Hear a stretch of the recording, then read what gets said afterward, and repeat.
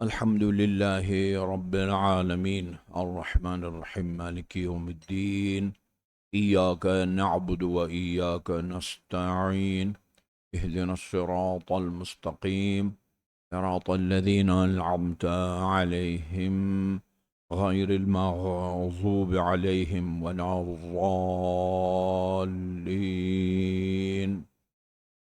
بسم الله الرحمن الرحيم. قل هو الله أحد الله الصمد لم يلد ولم يولد ولم يكن له كفوا أحد. بسم الله الرحمن الرحيم. قل هو الله أحد الله الصمد لم يلد ولم يولد ولم يكن له كفوا أحد. بسم الله الرحمن الرحيم. قل هو الله أحد الله الصمد لم يلد ولم يولد ولم يكن له كفوا أحد. اللهم صل على محمد وآل محمد. أعوذ بالله من الشيطان الرجيم. بسم الله الرحمن الرحيم.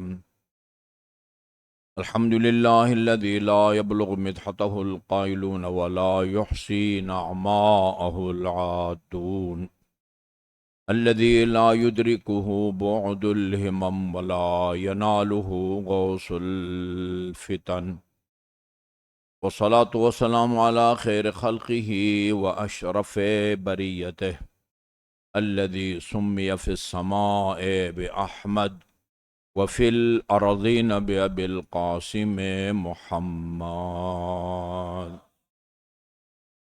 اللهم صل على محمد وآل محمد وعلى أهل بيته الطيبين الطاهرين الذين أذهب الله عنهم الرجس وطهرهم تطهيرا.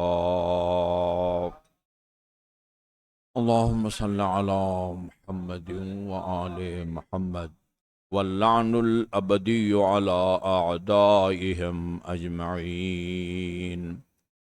أما بعد، فقال الله الحكيم بسم الله الرحمن الرحيم: ويؤثرون على أنفسهم ولو كان بهم خصاصة ومن يوق شح نفسه فأولئك هم المفلحون.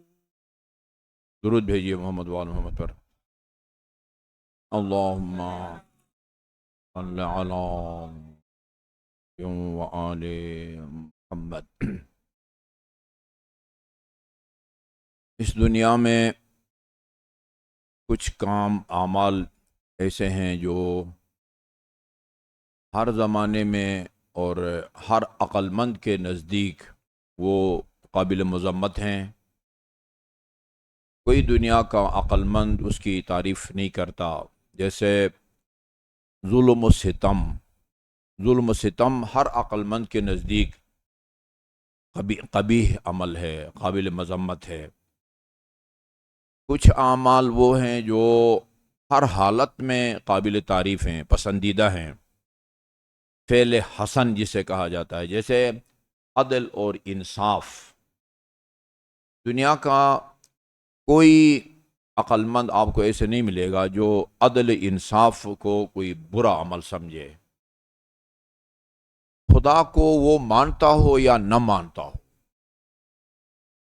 ظلم و ستم ہر عقل مند کے نزدیک برا فعل ہے، اور عدل انصاف یہ ہر عقل مند کے نزدیک وہ برا عمل ہے. آپ سب نے نام سنا ہوا ایت اللہ آصف محسنی، اللہ ان کے درجات کو بلند فرمائے. انہوں نے ہماری اس مسجد کا سنگ بنیاد رکھا تھا. وہ سنا رہے تھے کہ یہ سمجھانے کے لیے کہ کچھ کام ایسے ہیں جو ہر عقل مند کے نزدیک قابل مذمت ہیں. انہوں نے کہا کابل میں ایک ہندو تاجر تھا، اس کو بتایا گیا کہ تمہارا بیٹا مسلمان ہو گیا ہے اور تمہیں پتہ ہی نہیں چلا. اس نے کہا کہ مجھے ایک عرصے سے یہ خطرہ محسوس ہو رہا تھا کہ میرا بیٹا بگڑ جائے گا. اچھا وہ کیسے؟ کہا کہ ہمارا کاروبار ہے، دکان ہے ہماری، میں کبھی دکان پر میں بیٹھتا ہوں اور کبھی دکان پر میرا بیٹا. ایک دن ہم دونوں بیٹھے ہوئے تھے، میں دکان پہ بیٹھا دیکھ رہا تھا اور میرا بیٹا سودا تول کے دے رہا تھا۔ میں نے دیکھا کہ میرا بیٹا، ظاہر ہے پیسہ تو وہ پورا وصول کرتے ہیں لیکن کم تول کے دے رہا تھا۔ وہاں سے مجھے یہ خطرہ محسوس ہوا تھا کہ اس میں جو ہے نا وہ مسلمانوں کی عادتیں سرایت کرنے لگے گی۔ قرآن میں سورہ مطففین ہے، ویل للمطففین، ویل ہے مطففین کے لیے جو جب جاتے ہیں یعنی تھوک کے حساب سے مال خریدنے کے لیے تو وہ پورا پورا تول کے لاتے ہیں، اور جب دیتے ہیں تو پھر کم تول کے دیتے ہیں۔ یہ قرآن کی آیت ہے۔ یہ ہندو اس نے نہ خدا کو مانتا ہے نہ قرآن کو مانتا ہے، اس کے فرشتوں کو بھی نہیں پتا وہ سورہ مطففین کدھر ہے اور اس میں خدا نے کیا کہا ہے۔ کم تول کے دینا ہر عقل مند کے نزدیک قابل مذمت بات ہے، خدا کو وہ مانتا ہو یا ظلم و ستم، ہر عقل مند کے نزدیک قابل مذمت عمل ہے۔ عدل اور انصاف ہر عقل مند کے نزدیک قابل تعریف ہے۔ کچھ کام ایسے ہیں جن کا اچھا برا ہونا وہ نسبی ہے، نسبی، کبھی وہ اچھے ہو جاتے ہیں کبھی وہ برے ہو جاتے ہیں۔ جھوٹ بولنا کتنا بڑا گناہ ہے، اس کی قباحت کے لیے اتنا کافی ہے کہ خدا نے قرآن میں لعنت بھیجی ہے نا، لعنت اللہ علی الکاذبین۔ وہ ایک مولوی کی میں کلپ سن رہا تھا، وہ کہتے ابلیس کے علاوہ باقی کسی اور پر لعنت بھیجنا جائز نہیں ہے۔ خدا نے خود قرآن میں ابلیس پر بھی لعنت بھیجی ہے، جھوٹوں پر بھی لعنت بھیجی ہے، اور لوگوں پر بھی بھیجی ہے، اللہ تعالیٰ لعنت بھیجی ہے۔ یہ جھوٹ بولنا عام حالات میں گناہان کبیرہ میں سے آتا ہے، بہت تفصیل کے ساتھ خطبوں میں اس کو ہم نے بیان کیا ہے۔ سنجیدگی سے بولیں وہ بھی حرام ہے، ہنسی مذاق میں بولیں وہ بھی حرام ہے۔ اور بعض اوقات بعض جھوٹ تو ایسے ہوتے ہیں کہ اگر معصوم کی طرف جھوٹ کی اگر نسبت دیتے تو پھر بندے کا روزہ بھی وہ ٹوٹ جاتا ہے۔ لیکن بعض اوقات جھوٹ بولنے کی اجازت دی گئی ہے، دو بندوں میں صلح کرانے کی خاطر جھوٹ بولنے کی اجازت دی گئی ہے۔ جھوٹ بولنا ہر وقت قابل مرتبہ اور برا عمل نہیں ہے، کبھی وہ قابل تعریف ہو جاتا ہے اور کبھی وہ قابل مذمت ہو جاتا ہے۔ اسی طرح سچ بولنا بعض اوقات سچ بولنے کے نتیجے میں ایک مومن کی جان کو خطرہ ہو سکتا ہے، وہاں آپ سچ نہ بولیں۔ یہ سچ کا اچھا ہونا اور جھوٹ کا برا ہونا وہ ظلم ستم اور عدل اور انصاف کی طرح نہیں ہے، یہ بلکہ یہ دونوں کبھی اچھے ہیں اور کبھی برے ہیں۔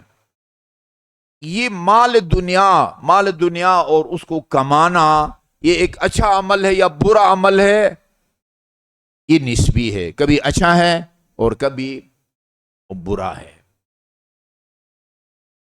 دونوں کے ہمیں تاریخ میں نمونے ملتے ہیں۔ تاریخ میں ایک انصاری تھا، وہ رسول خدا صلی اللہ علیہ وسلم کی خدمت میں آیا اور عرض کیا، یا رسول اللہ،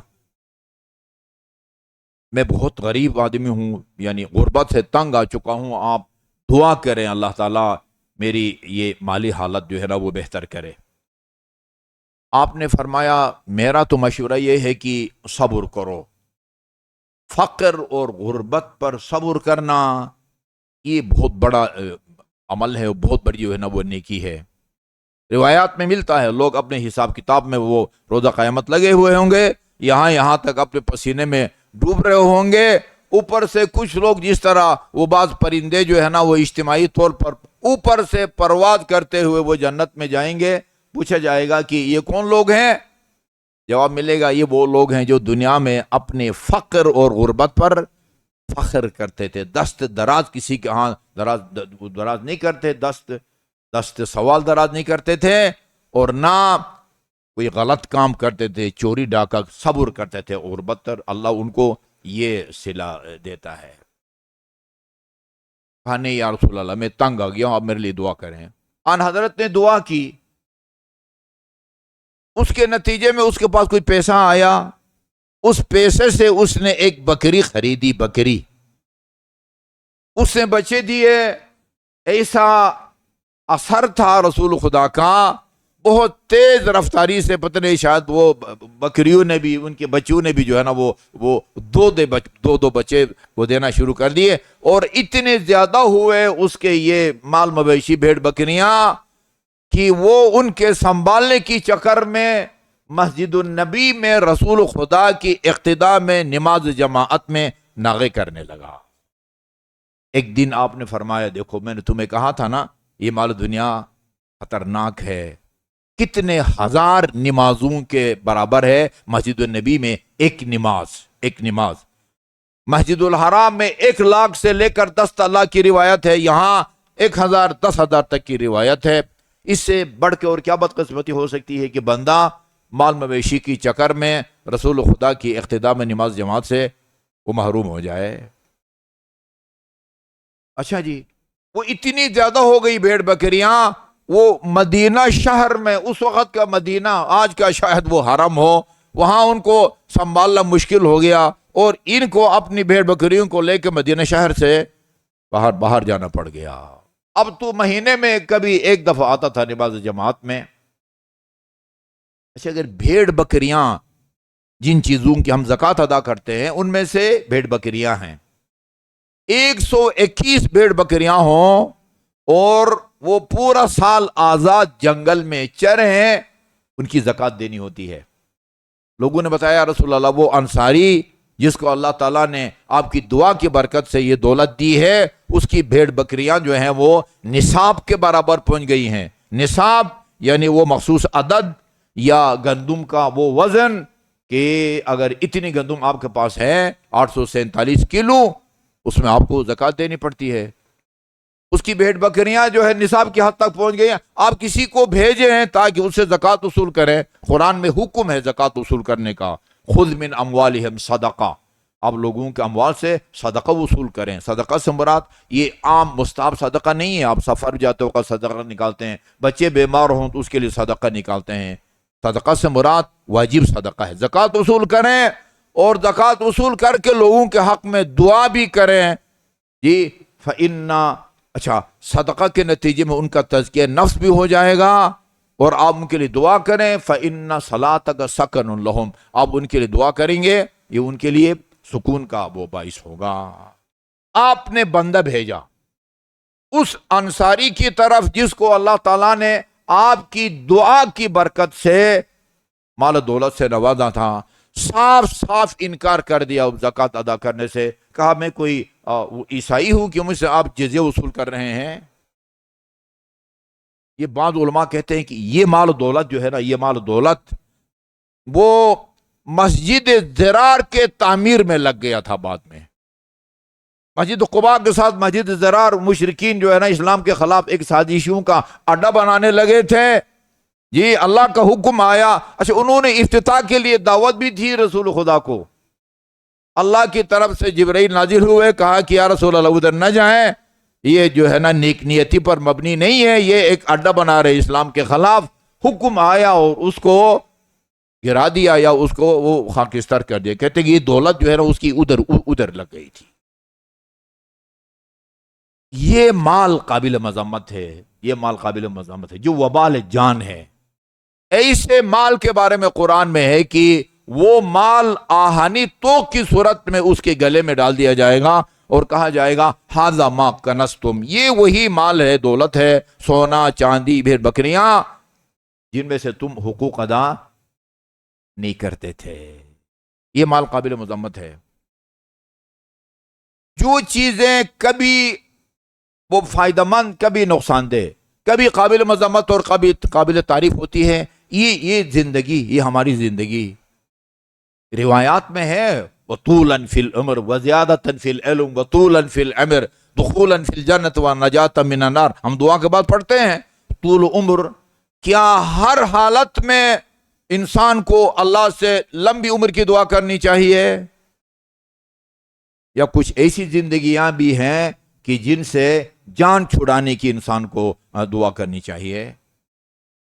امام زین العابدین نے تو زندگی کی دو قسمیں کی ہیں، دو دن کے فرمایا اللہم عمرنی ما دام عمری بذلۃ فی طاعتک، خدایا مجھے اس وقت تک زندہ رکھ جب تک میری زندگی تیری اطاعت میں گزرتی ہے۔ یہ کون زین العابدین ہے؟ یہ وہ زین العابدین ہے جس کو بابا کے بچپنے میں زین العابدین کا لقب ملا ہے۔ امام حسین چھوٹے تھے، نانا کی گود میں تھے، اس وقت آپ نے فرمایا تھا، یہ سوائق محرقہ میں بھی اہل سنت نے بھی اس واقعے کو لکھا ہے، آپ نے فرمایا اللہ تعالیٰ میرے اس بیٹے کو حسین کو ایک بیٹا عطا فرمائے گا، اور جب روز قیامت قدرت کی طرف سے آواز آئے گی فَلْيَقُمْ زین العابدین، زین العابدین جہاں کہیں ہیں کھڑے ہو جائیں، یہ میرے بیٹے حسین کا بیٹا کھڑا ہو جائے گا۔ حسین کا بچپن، اللہم صلی اللہ محمد و آل محمد۔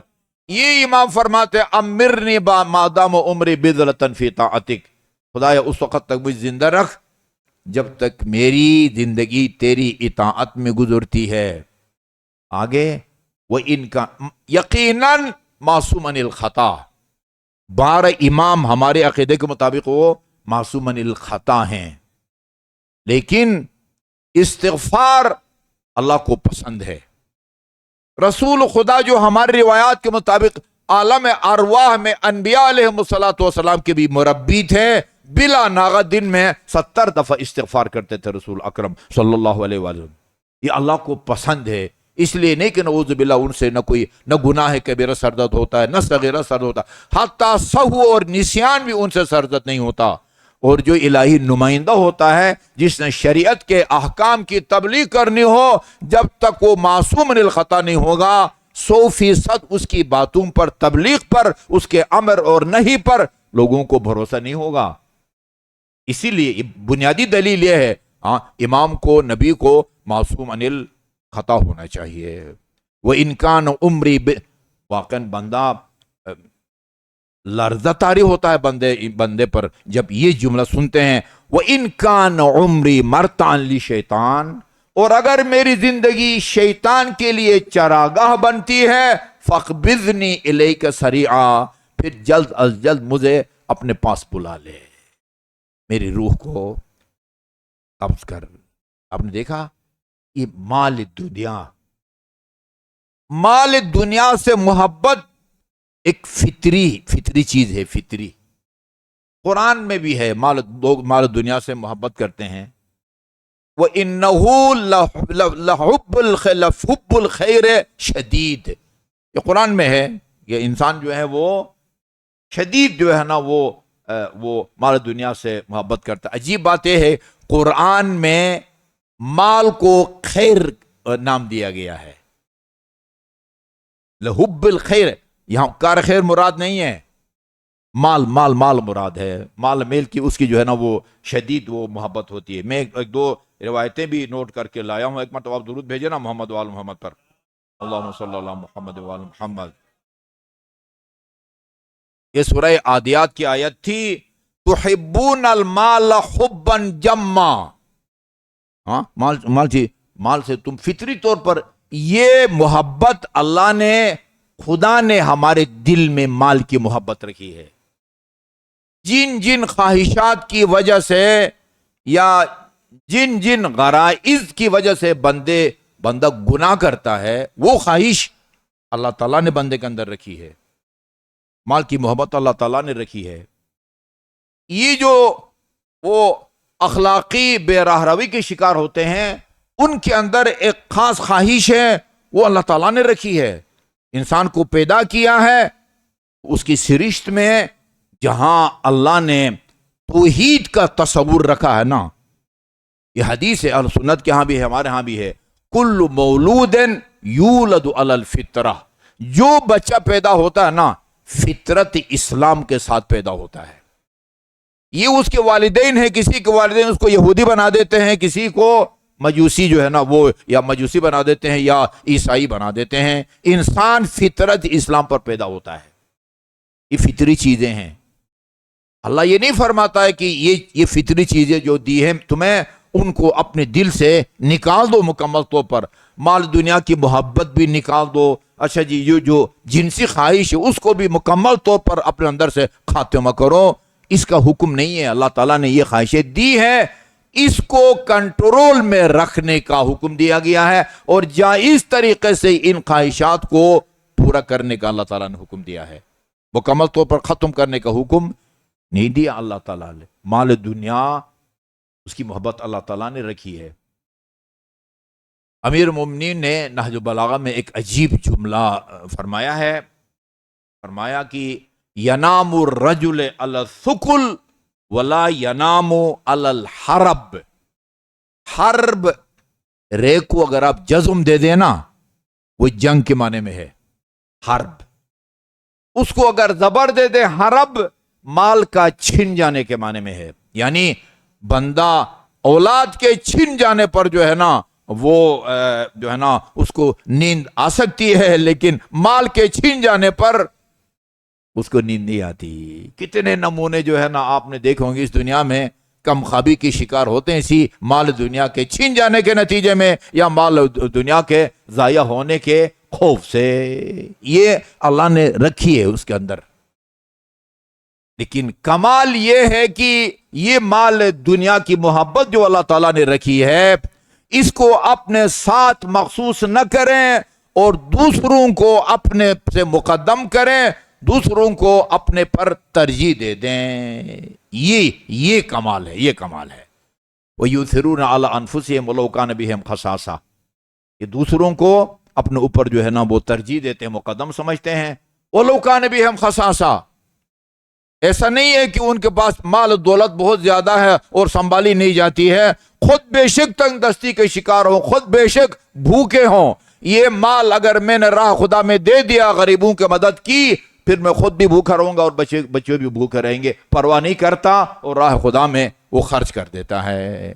کمال جو ہے نا وہ یہ ہے۔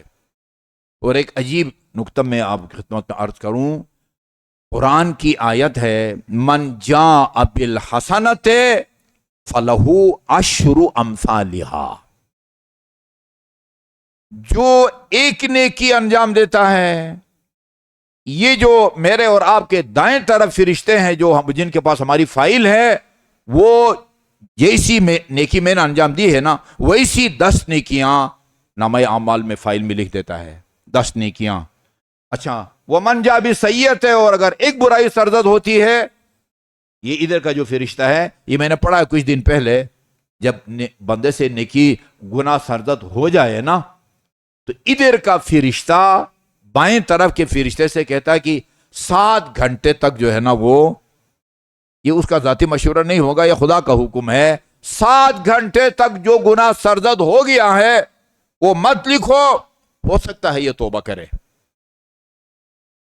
جب تک انسان گناہ نہ کرے اس وقت تک اللہ تعالیٰ نہیں لکھتا، بلکہ گناہ کرنے کے بعد بھی اس کو چند گھنٹے مہلت دیتا ہے تاکہ اگر توبہ کرے تو آخر تک جو ہے وہ نہ لکھے۔ لیکن نیکی کا جہاں تک تعلق ہے، نیکی کے پکا ارادہ کرنے کے نتیجے میں اللہ تعالیٰ لکھ دیتا ہے نیکی کو، ابھی عملی طور پر انجام نہیں دیا ہے، پکا ارادہ کے نتیجے میں اللہ تعالیٰ نیکی لکھ دیتا ہے، اور ایک نہیں 10 نیکیاں لکھتا ہے، 10 نیکیاں۔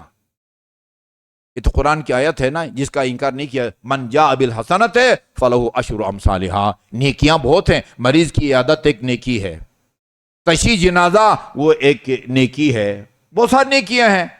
یہ کسی کے رشتے کے بارے میں کوشش کرنا بہت اجر بیان کیا گیا ہے، پورا خطبہ اس دن میں نے آپ کو سنایا، حاجت مند بہت دن کے کام ہسپتال میں پڑتا ہے، تھانے میں کام پڑتا ہے، عدالت میں کام پڑتا ہے، کسی کی مدد کرے، نیکیاں ہیں، ایک نیکی کریں گے اللہ تعالیٰ آپ کے نامہ اعمال میں 10 نیکیاں لکھتا ہے۔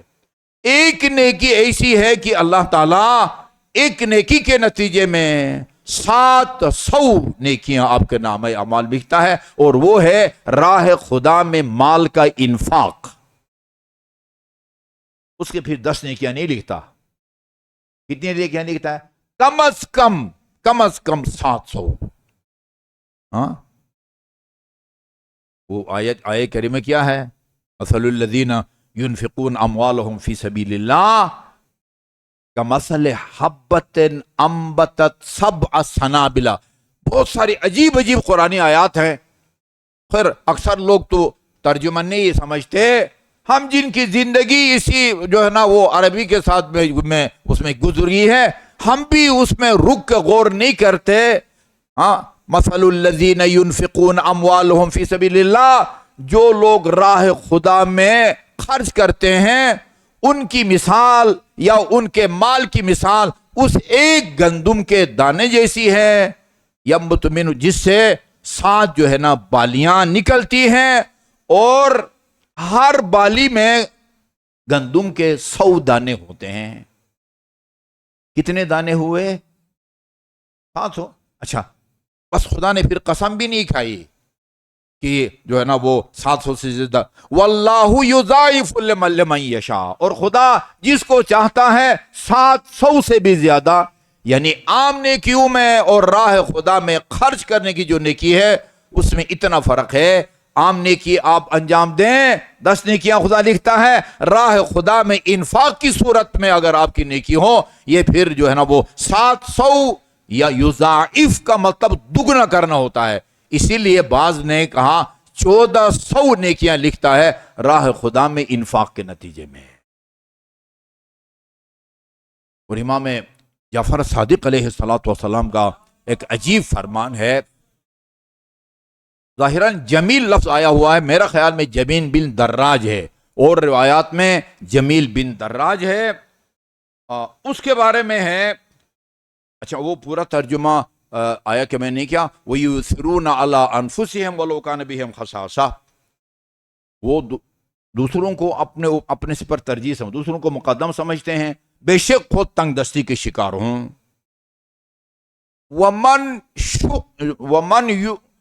وَمَنْ يُوقَ شُحَّ نَفْسِهِ، جس کو خدا بخل کی بیماری سے بچائے نا وہ فلاح پا جاتا ہے.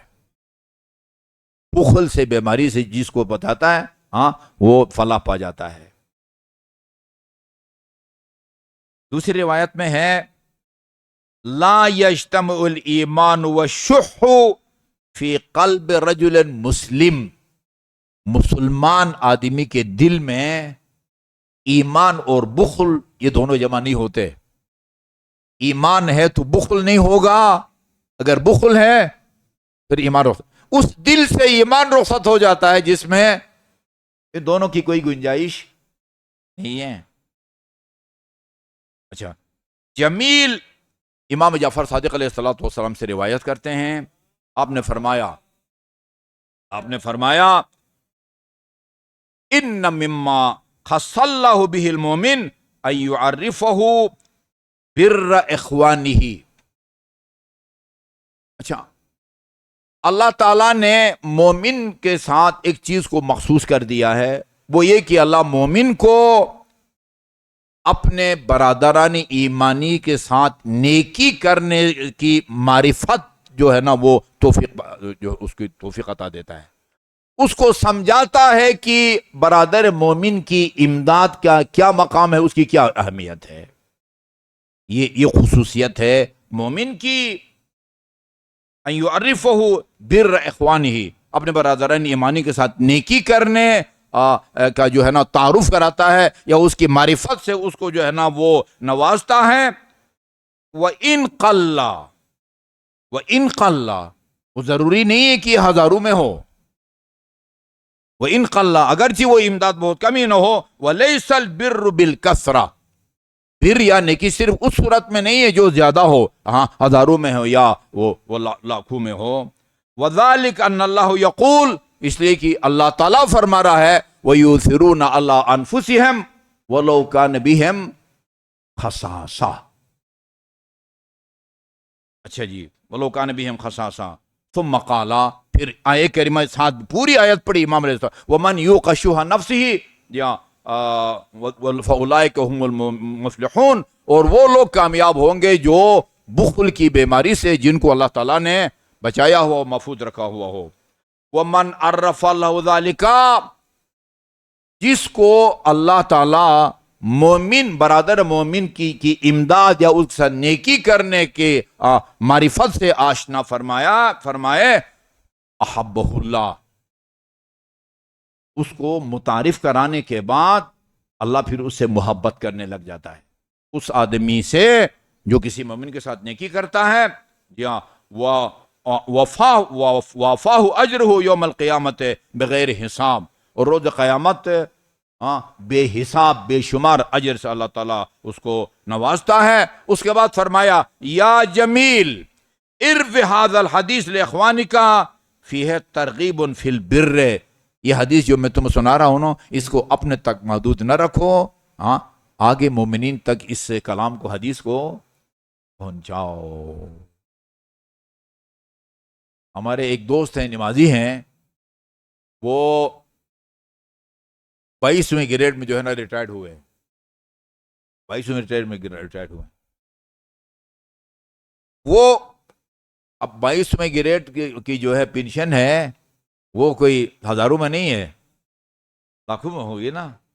وہ پورے پینشن کی رقم انہیں غریبوں میں ختم کر دیتے ہیں بس۔ الحمدللہ ان کا بیٹا جو ہے نا اعلیٰ تعلیم یافتہ ہے، وہ ٹھیک ٹھاک کماتا ہے، یہ اپنے پوری تنخواہ کبھی جو ہے نا وہ منتھلی فیس میں دے دیا، کبھی سیمیسٹر فیس میں دے دیا، پوری تنخواہ ہر مہینے میں ان کی تنخواہ جو ہے وہ غریبوں کی مدد میں وہ لگ جاتی ہیں۔ گردہ جگر چاہیے نا اس کے لیے، ہر کس ناکس کا یہ کام نہیں ہوتا۔ جب آن حضرت گئے ہیں نا معراج کے سفر پہ، تو وہاں آپ کو جنت کے دروازے بھی دکھائے گئے جو کہ 8 ہیں، اور جہنم کے دروازے بھی دکھائے گئے جو 7 ہیں۔ جنت کے 8 دروازوں میں سے ہر دروازے پر 4 جملے لکھے ہوئے تھے، اور جہنم کے 7 دروازوں میں سے ہر دروازے پر 3 جملے لکھے ہوئے تھے۔ جنت کے دروازے پر ہر دروازے پر جو پہلا جملہ تھا نا، وہ شیعوں کا کلمہ تھا، سیدھی بات ہے، لا الہ الا اللہ محمد رسول اللہ علی ولی اللہ۔ اس کے بعد پھر باقی جملے تھے، میں سارا نہیں سنا رہا، صرف 8ویں دروازے پر جو لکھا تھا وہ اس کا ہماری جو ہے نا ہمارے موضوع سے جو ہے نا وہ بڑا گہرا تعلق ہے، لکھا ہوا تھا کہ یہ لا الہ الا محمد رسول اللہ علی ولی اللہ کے بعد من اراد الدخول من هذه الابواب، جو ان 8 دروازوں میں سے جس دروازے سے بھی چاہے جنت میں داخل ہونا چاہتا ہے، اسے چاہیے کہ اپنے اندر 5 خصلتیں اور عادتیں پیدا کرے، چار خصلتیں پیدا کرے، اس کے بعد جو ہے نا اس کی مرضی ہے ان دروازوں میں سے جس دروازے سے چاہے وہ جنت میں داخل ہو۔ ایک کیا ہے؟ بالصدقہ، ایک۔ نمبر 2 السخاء،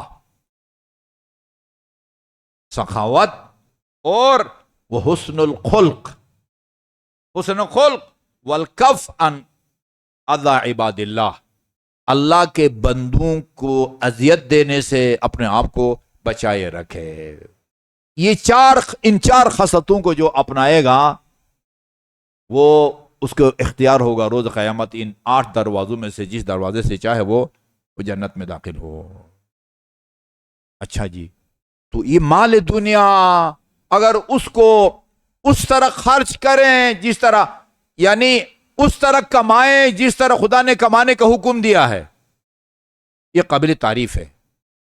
کہیں کوئی حد بندی نہیں ہے، کتنا کماؤ، 10 کروڑ تک تمہارا بینک بیلنس جو ہے نا پہنچ جائے پھر بس روکو، کہیں بھی یہ نہیں لکھا ہوا ہے۔ ارب پتی بنو، کھرب پتی بنو، آپ جتنے پتی بنیں گے اتنے ہی غریبوں کا فائدہ ہوگا، بشرطی کہ آپ اس میں سے ان غریبوں کی جو ہے نا وہ مدد آپ کریں، غریبوں کی مدد کریں۔ اچھا جی، وہ آپ نے انجام دیکھ لیا، مذاق اڑایا، کہا کہ وہ جزیہ تو جو ہے نا غیر مسلموں سے لیا جاتا ہے نا، میدان وہ مباہلہ میں جب پنجتن پاک کے وہ پاکیزہ انوار کو جب دیکھا ان کے چہروں کو، تو ان کے بڑے نے یہی کہا نا، میں ایسے چہرے دیکھ رہا ہوں کہ اگر یہ دعا کریں کہ اللہ تعالیٰ پہاڑ کو اپنی جگہ سے ہٹائیں اللہ ان کے کہنے پر پہاڑ کو اپنی جگہ سے ہٹا دے گا. تمہاری عافیت اسی میں ہے کہ جزیہ دینا قبول کرو. ٹیکس، اس کا نام جزیہ کہتے ہیں اس کو، یعنی غیر مسلموں سے ٹیکس لے کے ان کو وہی مراعات دیتے ہیں جو اس ملک کے مسلمانوں کو دیے جاتے ہیں. کہا کہ یہ اس کو جزیہ سے تشبیہ دیتا ہے، زکوٰۃ کو جزیہ سے تشبیہ دیتا ہے. گویا ایک طرح کا جو ہے دائرہ اسلام سے بھی جو ہے نا وہ مال دنیا کی محبت پہ جو ہے نا وہ نکل گیا تھا وہ بندے خدا. کبھی یہی مال انسان کو سیدھا وہ جنت پہنچا دیتا ہے. یہ روایت میں پہلے عرض کر چکا ہوں، اس کو بہار الانوار کی جلد نمبر 42 میں بھی آپ کو یہ ملے گی روایت، اور سبت ابن جوزی کی تذکرۃ الخواص میں بھی ملے گی. عبداللہ بن مبارک بڑا کہتے ہیں فقیہ تھا اور بڑا وہ محدث تھا. یہ ہر سال بیت اللہ کی زیارت کے لیے جاتا تھا، ہر سال. ایک سال حج کے سیزن یا موسم سے کچھ دن پہلے وہ سواری جس پر سوار ہو کے جاتا تھا وہ مر گئی. جمال لکھا ہوا ہے، جہاں اونٹ بکتے تھے، اس کا مطلب یہ ہے کہ وہ اس کی سواری اونٹ کی صورت میں تھی، یا گھوڑا یا اونٹ یا اونٹنی یا خچر یا گدھا. اس زمانے کی گاڑیاں وہ یہی ہوتی تھی. یہ 500 دینار لے کے وہ جو ہے نا وہ مویشی منڈی گیا تاکہ وہ اس سال گزشتہ سالوں کی طرح اس سال بھی وہ حج کر سکے. اس نے دیکھا، دور سے دیکھا کہ ایک برقپوش خاتون وہ ایک کوڑا کے ڈھیر کے اوپر پڑے ہوئے ایک پرندہ، بطخ لکھا ہوا، بتہ لکھا ہوا ہے، اس کو اٹھا کے لے جا رہی ہے اور دیوار کے ساتھ بیٹھ کے اس کو صاف کر، اس کے بال نوچ کے اس کو صاف کر رہی ہے. یہ اس نے دیکھا ظاہراً یہ ایک یعنی پابند شرع خاتون ہے، باحجاب ہے. وہ اس کے قریب گیا اور جا کے کہا کہ بی بی یہ کیا کرنے لگی ہیں؟ کہا کہ اس کو صاف کر کے جو ہے نا وہ کھانا چاہتی ہوں، کھانے کے لیے اس کو میں صاف کر رہی ہوں. کہا کہ آپ مسلمان ہیں یا غیر مسلمان ہیں؟ کہا الحمدللہ میں مسلمان ہوں. اچھا، قرآن کی آیت ہے نا، حرمت علیکم المیتۃ والدم ولحم الخنزیر، یہ مردار، خون اور خنزیر کا گوشت اسلام میں حرام ہے. کہا یہ مسئلہ بھی جانتا ہوں، آپ جو ہے نا اپنے کام سے کام رکھیں، میرے معاملات میں مداخلت نہ کریں، مجھے مسئلہ بھی آتا ہے. پھر اس کا تجسس بڑھ جاتا ہے کہ بھئی میں معلوم تو کروں یہ کیوں مردار کے گوشت کھانے پر مجبور ہو گئی ہے. جب اس نے وہ تجسس کی کوریدا، کہا کہ ابھی ماضی قریب میں چند دن پہلے میرے میاں کا انتقال ہو گیا ہے اور میں ایک بیوہ سیدانی ہوں، میری 4 بیٹیاں ہیں اور ہمارے فاقوں کا آج 4تھا دن ہے. میں اس نتیجے تک پہنچ گئی ہوں کہ عقل میتا کہتے ہیں، عقل میتا مجبوری کے تحت مردار کے گوشت کھانے کی اجازت ہے جہاں جان کو خطرہ ہو، لیکن پیٹ بھر کے کھانے کی اجازت نہیں ہے. ایک آدھ بوٹی کہ جس سے رمق حیات بچ جائے، مرنے کا جو ہے نا وہ خطرہ وہ ٹل جائے. باقی ایک سیدانی ہے وہ بس مجبور ہو گئی مردار کے 500 دینار جو وہ سواری کی خریداری کے لے کے گیا تھا وہ اس کے حوالے کر دیا. بعض روایات میں ہے کہا کہ دامن پھیلائیں، خاتون نے دامن پھیلایا، وہ ساری رقم یا وہ سواری کی قیمت جو لے کے گیا تھا اس خاتون کے حوالے کر دیا. حج نہیں کر سکا اس سال، ناغہ ہو گیا. حسرت اس کے دل میں رہ گئی، کئی سالوں سے میں ہر سال حج کرتا تھا اور اس سال اس بیچاری جو ہے نا وہ سیدانی کی مدد کی وجہ سے میں رہ گیا. اچھا جی، حج ختم ہو گیا، حجاج کرام کی واپسی شروع ہو گئی، فلائٹیں جو ہے نا وہ آنا شروع ہو گئی. اچھا، اب یہ ملنے حجاج کرام سے ملنا جب وہ آئیں تو وہ مستحب ہے. کہتے ہیں کہ جو حج سے آنے والے کے لبوں کو بوسہ دینا، اللہ اس کو حجر اسود کو بوسہ دینے کا اجر عطا فرمائے. جس حاجی سے ملتا ہے وہ ہم کہتے ہیں شکر اللہ سعیکم تقبل اللہ اعمالکم. کسی نے کہا بھئی ہم نے آپ کو وہ مینا میں دیکھا، کسی نے کہا ہم نے آپ کو جنت البقیع میں دیکھا، کسی نے کہا سعی کرتے ہوئے، کسی نے کہا طواف کرتے ہوئے دیکھا. یہ پریشان ہو گیا، بھئی یہ آدم زاد ہے، دیکھا انہوں نے، میں تو اس سال نہیں گیا.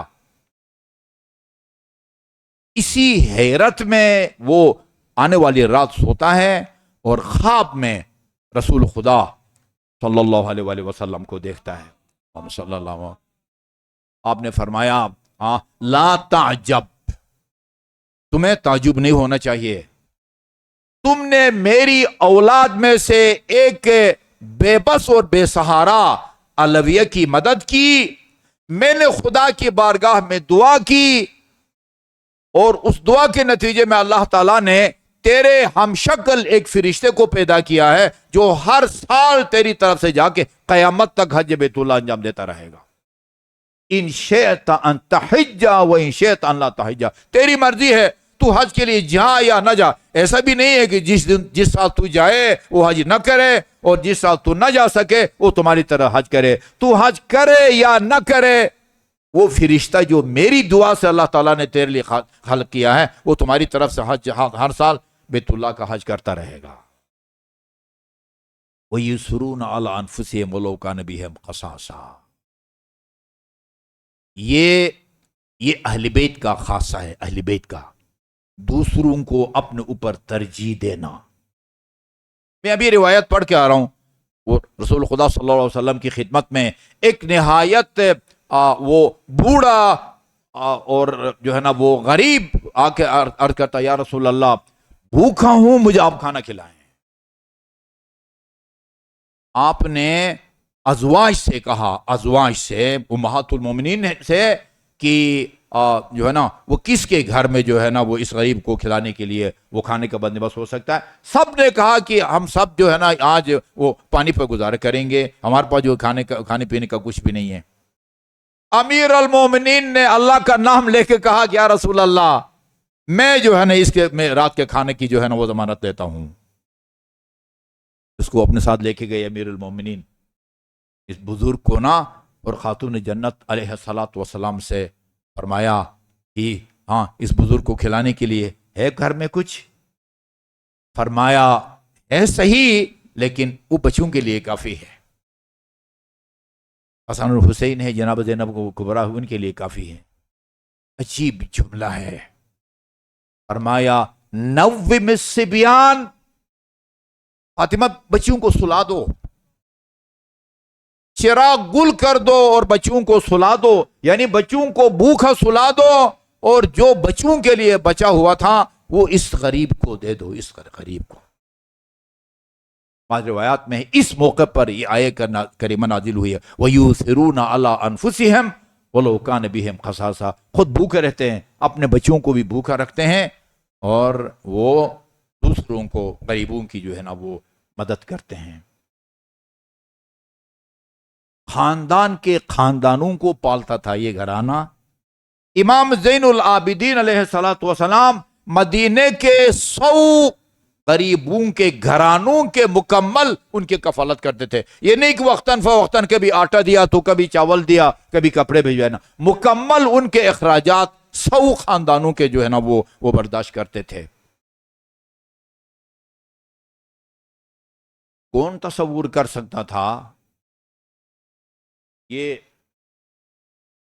خاندان جو اپنے بچوں کو بھوکا رکھ کے، یہ ایثارگر اور غریب پرور خاندان، انہی کے بچے، چھوٹے چھوٹے شیرخوار بچے امت کے ظلم و ستم سے، بھوک اور پیاس سے بلک بلک کے اس دنیا سے رخصت ہو جائیں گے. لیکن دنیا نے دیکھا، اپنی آنکھوں سے دیکھا، اور مظلوم کربلا کو آپ سے خطاب کر کے یہ کہنا پڑا، آپ سے خطاب کر کے، شیعتی مہما شربتم مع عذب فاذکرونی، میرے شیعو جب کبھی کوئی ٹھنڈا میٹھا میٹھا پاؤ اپنے تشنہ لب امام کو یاد کر کے رو لیا کرو. جب سنو کہ کوئی دیار غیر میں کوئی مر گیا ہے، مارا گیا ہے، اپنے غریب الوطن امام کو یاد کر کے رو لیا کرو. اس کے بعد یہ جملہ ہے، اس سے اندازہ ہوتا ہے کہ کتنا درد تھا امام کے دل میں علی اصغر کی پیاس کا.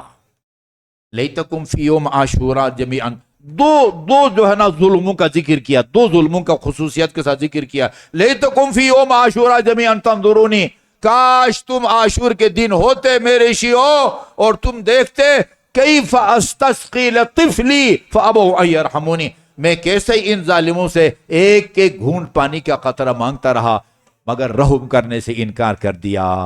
کھڑے ہو کے فرمایا ان لم ترحمونی فرحموا ھذا الطفل الصغیر۔ میں دیکھ رہا تھا رہبر شہید رضوان اللہ تعالی علیہ کتاب کھول کے یہ عبارت پڑھ رہے تھے، ان لم ترحمونی فرحموا ھذا الطفل الصغیر، تمہیں اگر مجھ پر رحم نہیں آتا اس شیرخوار پر رحم کرو۔ چند پانی کے قطرے، کتنا پانی پیے گا یہ بچہ؟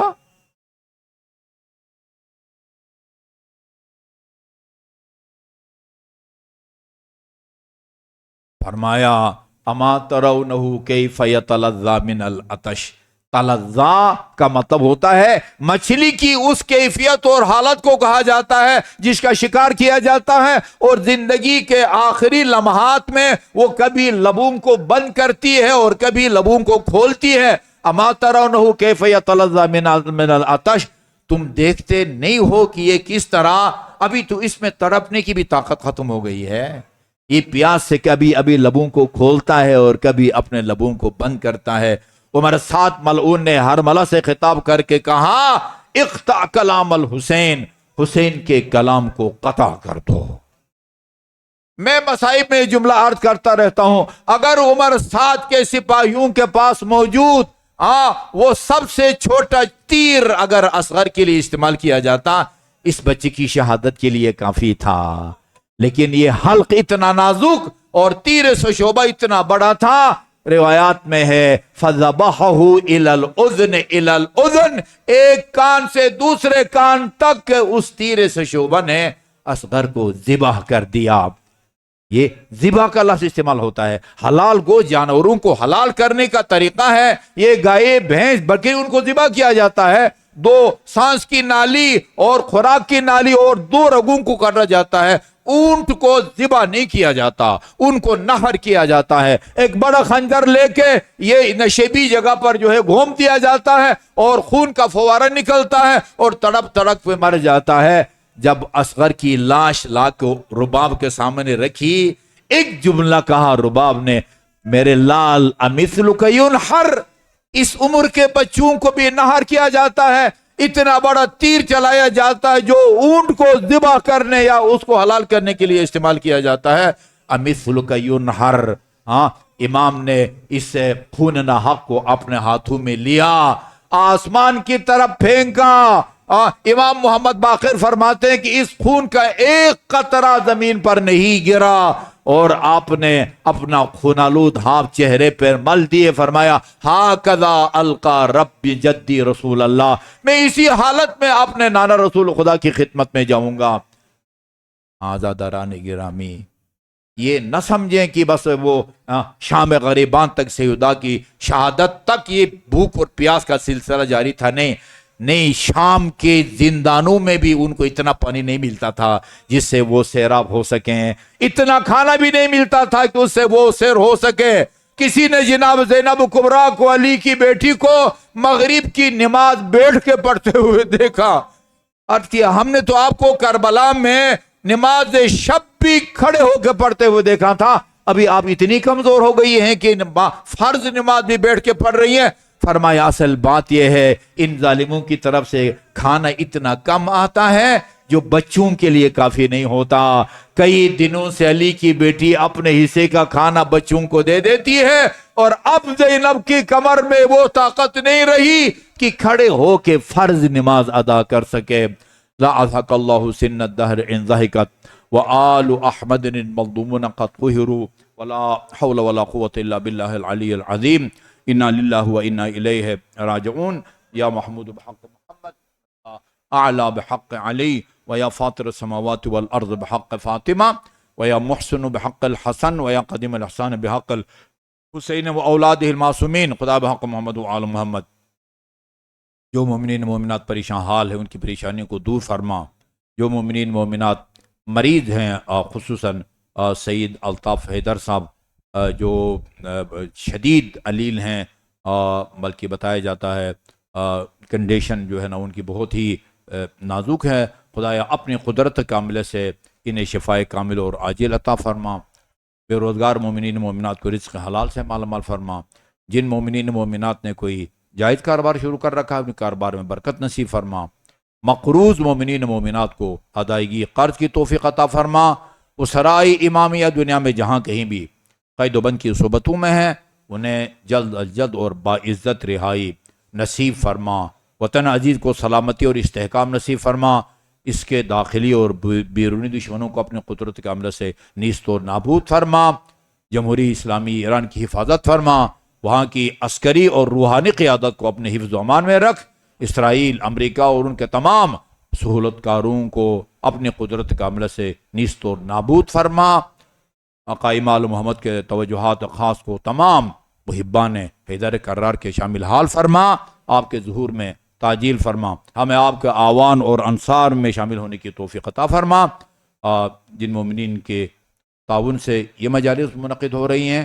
ان کے رزق حلال میں وسعت عطا فرما، ان کے مرحومین مرحومات کے گناہان صغیرہ اور کبیرہ کی مغفرت فرما، انہیں محمد و آل محمد کی شفاعت اور ان کے جوار میں مقام عطا فرما، بانیان مجلس کے مرحومین مرحومات کی سال ثواب کے لیے سورہ فاتحہ اور ایک مرتبہ قل هو اللہ کی تلاوت فرمائیں۔ بسم اللہ الرحمن الرحیم، الحمد للہ رب العالمین الرحمن الرحیم مالک یوم الدین، ایاک نعبد و ایاک نستعین، اہدنا الصراط المستقیم، صراط الذین انعمت علیہم غیر المغضوب علیہم ولا الضالین۔ بسم اللہ الرحمن الرحیم، قل هو اللہ احد اللہ الصمد لم یلد ولم یولد ولم یکن له کفوا احد۔ بسم اللہ الرحمن الرحیم، قل هو اللہ احد اللہ الصمد لم یلد ولم یولد ولم یکن له کفوا احد۔ بسم اللہ الرحمن الرحیم، قل هو اللہ احد اللہ الصمد لم یلد ولم یولد ولم یکن له کفوا احد۔ اللهم اغفر للمؤمنین والمؤمنات والمسلمین والمسلمات الاحیاء منهم والاموات، تابع اللهم بیننا وبینهم بالخیرات انک مجیب الدعوات انک علی کل شیء قدیر۔ ان تمام دعاؤں کی استجابت کے لیے بآواز بلند صلوات۔